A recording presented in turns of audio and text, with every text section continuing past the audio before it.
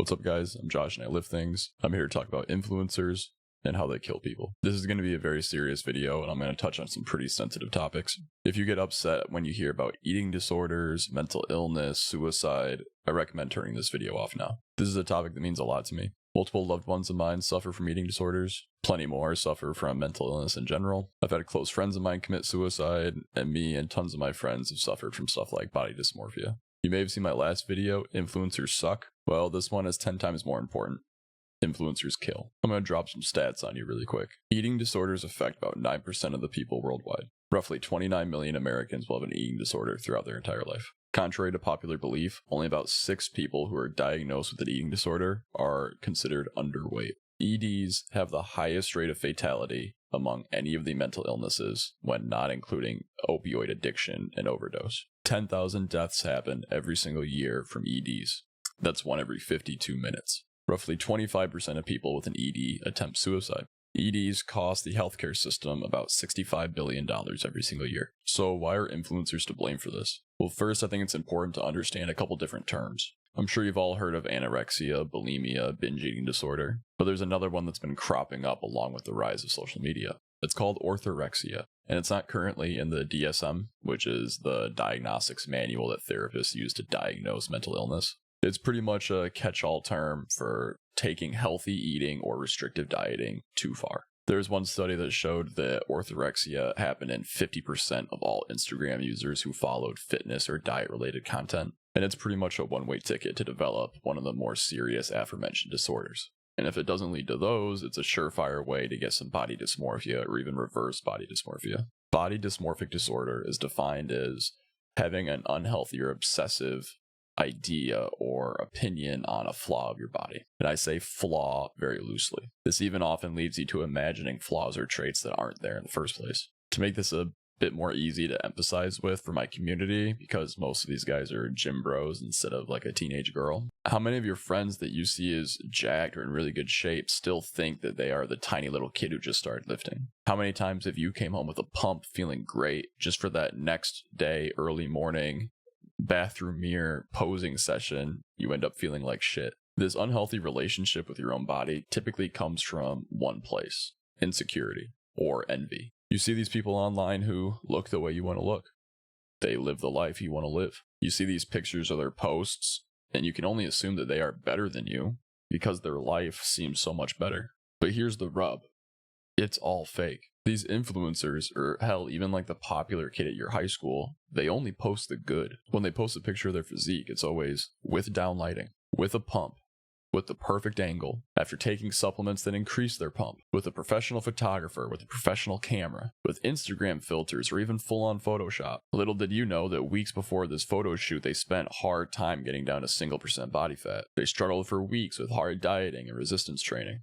But then they tell you that they only look this way because of the supplement they took, that you have to purchase, that you need to buy their training ebook to look just like them. This lack of transparency is just heartbreaking. All it does is trick easily deceived kids into wasting money. And what does that kid think when that useless product didn't turn them into a physique model overnight? They fall even deeper into despair, ready to be tricked by just another marketer. This is when things kind of seem to split between men and women. Women are more likely to fall into some type of eating disorder, while men are more likely to fall into some type of anabolic abuse. Obviously, there are men who develop EDs and there's women who abuse steroids. But the distinction between the two is actually somewhat clear. You now have girls developing the most fatal mental illness that they can in the prime of their life, stunting both physical and mental development. And then you have boys abusing AAS, also stunning mental development, while also ruining their heart, their liver, and their endocrine system. And the risk of suicide is massive in both camps. What we need is transparency. We need honesty. I'll be the first to admit that the overall fitness community has gotten better about this over the last couple of years.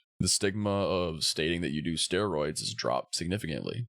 But people like Mike O'Hearn or the Liver King situation kind of show how far we still need to go. But in regards to the ED side of things, I think we've only gotten worse. I've never suffered from one myself, and I can't claim to be a self-conscious teenage girl, so I don't know what they're feeling, so I don't want to speak for these people. But it seems like from Tumblr to Instagram, these influencers will always just find a new corner of the internet to preach, ruining the lives of prepubescent or pubescent girls all around the globe just for money. It really is disgusting and unironically keeps me up at night. It legitimately pisses me off. And I don't know how to help rectify the situation other than try to call some people out. I don't want to be a drama or a hate channel because I think spreading negativity isn't going to help anything. But sometimes something has to be said. And so if I have to be the one to say it, so be it.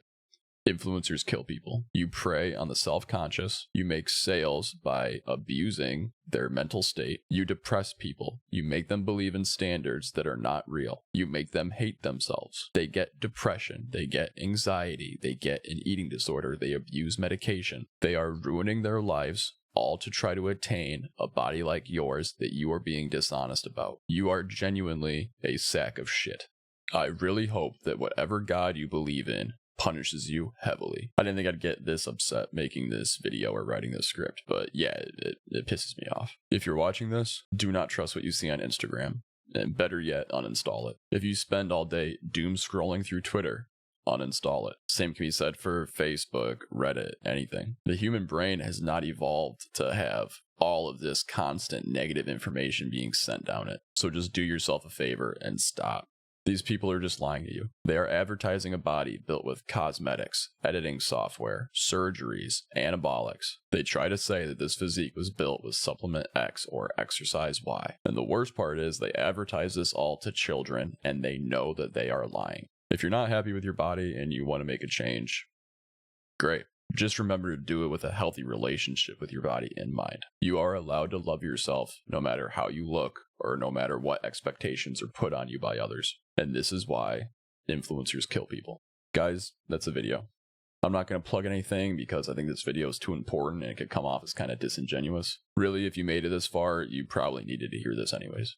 If you have the access, please go to therapy. If not, talk to your school counselor, talk to your family, talk to your friends. You're not alone, and life does get better. In the description, I'm going to link the U.S. Suicide Hotline. You can call it toll-free 24/7. I'm also going to link the U.S. Eating Disorder Hotline, a website that lists every single country's emergency services, as well as a website that the hard of hearing can use to chat to a therapist. Thank you so much for watching, and have a great day.